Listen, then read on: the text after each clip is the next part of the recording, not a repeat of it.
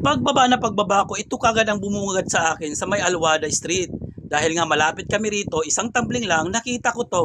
Grand opening pala ngayon ng isang restaurant. Ewan ko kung anong tong restaurant na to. Me feel? So hindi ko masyadong mabasa. Malabo kasi ang mata ko. Kaya eto, syempre, may pagkamarites tayo. Tingin dito, tingin doon kung anong pwede. Baka nga may mga libre. Parang tahimik pa naman. Ang sabi nga nila, grand opening daw. Wala naman tao. Pero nakikita ko yung mga lobo, syempre tanda. Tanda ito na mag-grand opening nga sila at baka nga medyo late na ang opening nila. Baka maya-maya pa. Pero hanggang ngayon medyo nagbabaka sakali. Kaya ito, tanaw pa rin. Tanaw ng tanaw. Tanaw ng tanaw. Pero walang matanaw.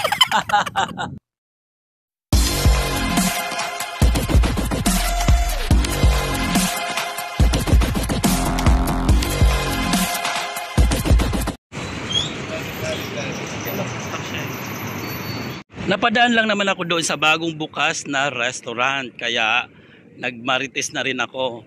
Pero hindi talaga doon ang sadya ko. Pupunta talaga ako doon sa padalahan ng pera dahil nga ako'y magpapadala ngayon at pupunta ako sa Alhalia Exchange. So ayun, tara lakad na tayo papunta doon. So ayun na nga guys, napadaan na rin ako dito sa isang exchange sa padalahan ng pera sa Aldahab Exchange. Pero hindi naman kasi ito yung padalahan na pinapadala ng aking kaibigan. So ngayon pupunta daw ako dun sa Alhalia kasi nandun yung record niya. Kaya maglalakad na rin ako papunta doon. Tara na, lakad na tayo. Medyo may kalayuan pa ng ilang minuto bago tayo makarating, kaya mapapansin nyo ang daming tao kasi malapit na ang Eid. So makikita natin na eto pakalat-kalat na ang mga madlang people dahil nga ready na sila para sa Eid, namimili na sila. Ako kaya, ano kaya ang pwedeng mabili ko? Makiki-Eid din ba ako? Char! Ayun guys, natatanaw na natin ang Alhalia. So malapit na tayo, ilang kembot na lang. At papasok na ako rito para magpadala ng pera. Ayan na, Alhalia Exchange. Tara na, pasok na tayo. Yay! O, di ba? Ang ating kaibigan ay nakapag-how are you? So, eto, pasok na tayo at magpapadala na tayo rito sa Alhalia Exchange. At nang matapos na ako magpadala, binigyan ako ni Kuyang Teller ng ticket. At ito pala ay ang kanilang Alhalia Exchange Summer Promotion 2024. Kaya ayan, dali-dali kong sinulatan. Siyempre, ang pangalan ko at ang aking address at hindi pwedeng mawawala ang mobile number dahil importante yon. Dahil nga atat na akong lumabas, eto bit-bit ko at hawak-hawak ko pa rin at para akong dinadasalan na baka ako ang manalo ng grand winner. So ngayon, lumabas na ako, hawak ko pa rin ang ticket.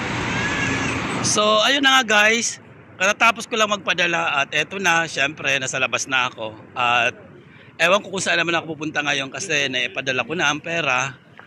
Baka magtambay na lang ako dito. Ayun pala, muntikan ko na palang makalimutan, magpapaserox pala ako dahil magdidikit kami ngayon dahil yung bahay namin, yung partition ay bakante. O, kayo dyan ha, baka kailangan nyo ng partition.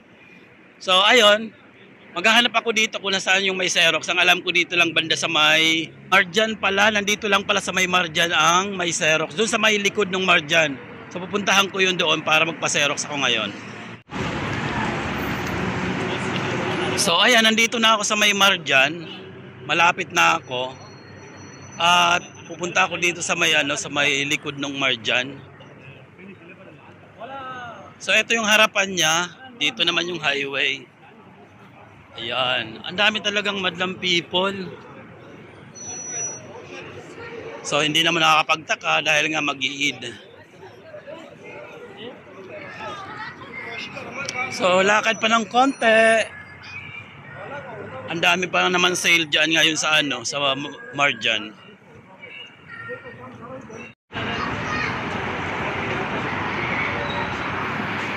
So ayan guys, nandito na ako sa sa Serocan. Dito yung may Xerox. At magpapakopya na tayo ng ng for rent. So ito yung shop, Mustak Bal Stationery. So ayun, pasok tayo para malaman natin kung magkano. Basta ang ano, dapat 10 ang piraso, 1 dirham.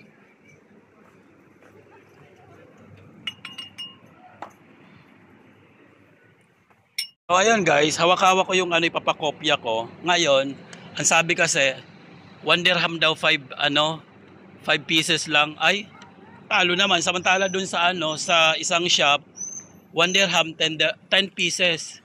So alis ako doon, back out ako. Papuntahan lang ako doon sa ano, sa 10 pieces.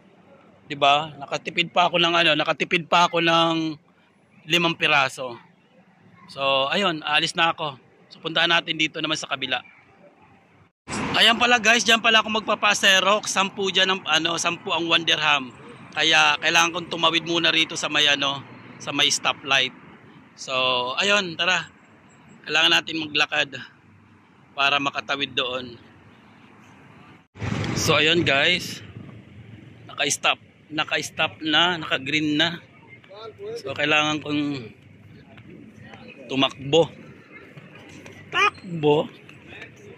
lakad.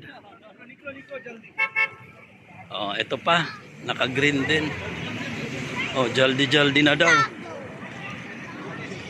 Ay, naka-red na. So ayan, nandito na ako guys at papasok na lang ako. So ayan na yung kanina. So tara, sana 10 piraso yung 1 dirham para dito na rin ako magpa-Xerox. At eto na nga ang chismis, mga manay. Pumasok nga ako dun sa sa shop na yon. Ngayon ibinigay sa akin 8 na lang, 8 piraso, dating 10, ngayon naging 8 piraso yung 1 dirham. So okay lang sa akin, tinanggap ko na lang kaysa naman pumunta pa ako dun sa sa kasba kasi alam ko meron dun 10. Kahapon kasi nakapagtanong na ako. At eto ang nabwisit ako. Dahil nga humingi ako ng pabor dun sa may-ari, nasabi ko nga baka naman pwedeng gawing 10, hindi daw pwede. Kung marami yan, saka siya magbibigay ng discount. Di sinabi ko dun sa sa nagsiserok, sa staff, nasabi ko another 1 dirham, so that's 8 pieces. Aba, sabi ba naman, nag-complain ba naman sa akin? Bakit daw pa isa-isa? Oy, sabi ko sa kanya, nabwisit ako, nagahalit ako sa kanya. Sabi ko sa kanya, part of your work, wag ka magko-complain, sabi ko sa kanya.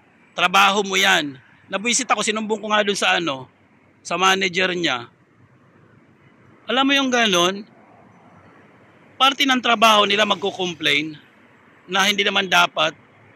Trabaho kung trabaho, 'di ba? Napakasimple lang naman doon, magsi-Xerox ulit siya. Kailangan niya pa na mag-complain. Ayaw ba nila ng benta? Di ngayon, umalis ako, pinalapit ng manager niya, malamang nasabon siya.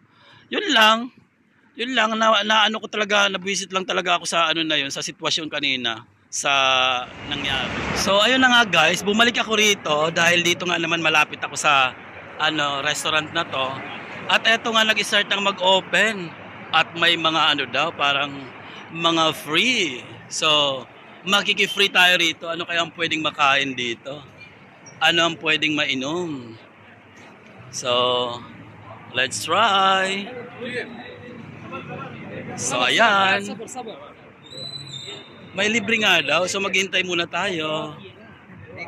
So ayan, nasa loob sila, hintay-hintay muna tayo kung ano ba ang pwedeng mainom dyan. So maraming tao dun sa loob at ayaw ko naman makipagsiksikan doon. Baka mga special person lang yan sila dyan. So wait natin ang ayan na. Ay, parang ayaw. Nasaan na? Parang ayaw mamigay. Ay. Wait. Nasaan na? Ayan na. Can I have one? Oh my God. It's not for me. Can I have one? Oh, I need this. The full one. Thank you so much. Ayan na nga guys. Ito na nga ang chismis. At nabigyan nga ako ng 10 punong anong pangalan ng juice na to? Sago ba ito? O ito ba ay sa malamig? O diva? At ang daming mga boylet. So ayun lang guys, pagbalik ko nga rito, ito nga ang kaganapan dito. Dahil nga malapit naman to sa bahay. So, ayan na. So, eto na, magpapaalam na ulit tayo.